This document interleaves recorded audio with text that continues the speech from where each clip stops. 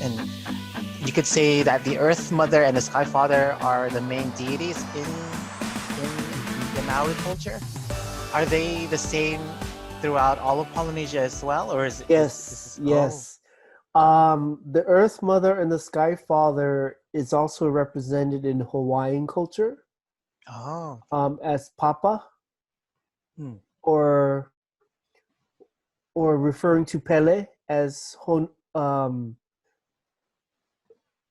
I want to say Pele the is that the fire fire goddess. goddess? Oh, Yes, or the volcano goddess? Is she a volcano yes. goddess? Or oh She wow. is a volcano goddess, where she causes eruptions on Mount Kilauea Oh wow. in the Hale'uma'umau crater in on the Big Island of Hawaii. Oh wow. And so that's something that is interesting about Polynesian culture is that even though they are small, they're island countries, a lot of the Polynesian people would voyage from one island to another, and that's why Right. there's a little bit of there's a Similarities similarities. Yes, in comparisons. yes, very nice. And so I think this is the last section of this part here. A little bit about Australia, or more about the Aborigine. Hmm. Humans were present 40,000 years ago, and that the early Australian people were semi-nomadic hunter-gatherers. There's a bond between humans and nature in the eternal dream time. There's consistent imagery for hundreds of years. And so when it comes to these Aboriginal cultures from early Australia, or even today's Aboriginal culture still incorporates this idea of an eternal dream time. Do you know anything about that by any chance? I know that Dream Australia time is also a big part of the Polynesian or Oceania. or Oceania Yes. region, yes. Not really so much about the Aboriginal people. I I basically studied the Polynesian and the Malay people. Hmm. I could Um, probably I can probably tell you that this idea of eternal dream time is something similar to the Native Americans, how right, they practice the type of shamanistic ritual that involved the spirit realm, and there's a little bit of a similarity. And despite these cultures being from different continents, there's these underlying characteristics that make them feel very similar to each other. right. And so let's take a look at this work here from early Australia, and we are looking at some very abstract shapes and designs. So what are we looking at here, Rudy? It Anything looks that like is familiar? it's a ritual of some sort. Okay. A transition from one body to the next Oh body. wow. You know, like what we talked about Moana, the grandmother who Oh transitions into the stingray. yes. I get that here. Like it's a ritual of some sort. Oh You wow. see you Yes, it looks like see a ritual. some right. You see some of the people. It could be a didgeridoo. You know that instrument, the didgeridoo from Australia. Oh, the woodwind instrument. I think I've Yes. seen pictures of it. Yes.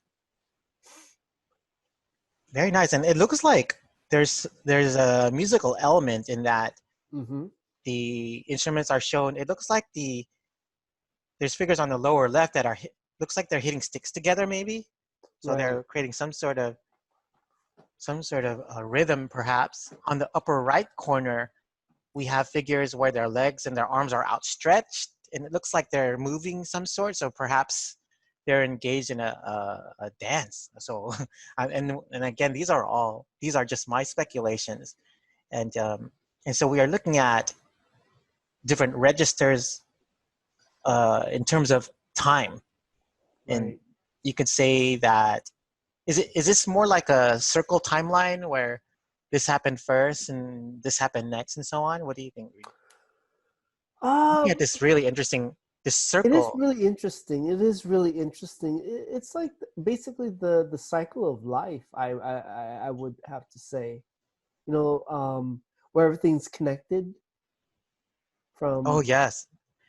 you know, from the time of birth to living every day Mm, as celebrating life, and then death, mm. and then you transition into death. Yes, very nice. And whenever I see these types of circular or semicircular shapes, I think right away. I think time. Right. I think a sequence of some sort. And so this work here, funerary rites and the spirit's pathway after death. Wow. Didn't we just talked about that? Yes, that's what we just talked about. We know our stuff. Funerary Yeah. rites and the spirit's pathway after death. So it is definitely a transition Right. from life to a type of animal spirit of some sort. Hmm. Is that a shark or or a fish? It Or looks like it's a whale or a shark or some sort because look at the fins. Sharks have fins like that. You know the dorsal fin. oh yeah. Oh, so it is a shark. Yeah, I can see that. Yeah, very nice. Story told in 4 sections. And so I think that's it. That is it for this section. The the short segment on Polynesia and Australia, and we were so fortunate today to have this short talk with our guest Rudy Esselori. Thank you, Thank you Rudy, very for much. for your contribution. I think that the students will appreciate your insight on this subject matter. It's definitely something that not your average art or museum goer will know about. What do you think? Well, true. Thank you for having me. Thank you for allowing me to be a part of this presentation, and hope everyone there, you know, learn well, learn creative Yeah, arts, indigenous arts, and everything else. Then everything will just fall into place. we definitely learned a lot from this. So what do you like about indigenous arts, Rudy? I know that you are a cultural anthropologist. I'm guessing these are some of the things that interest you. Why? What attracts you towards the indigenous? The music, the way how it's laid, the way how it tells stories of our ancient past, where it is connected to our present, and where it allows us to look into the future Oh with wow. with how music, for instance, indigenous music, how it preserves, you know, how we preserve it. We should always preserve our indigenous roots, Hmm. our island roots, our our musical roots, as well as indigenous art. I love the way how they are so passionate about the images and all the tribal, Yes. um how it's just drawn, how it has this magic about it. Hmm.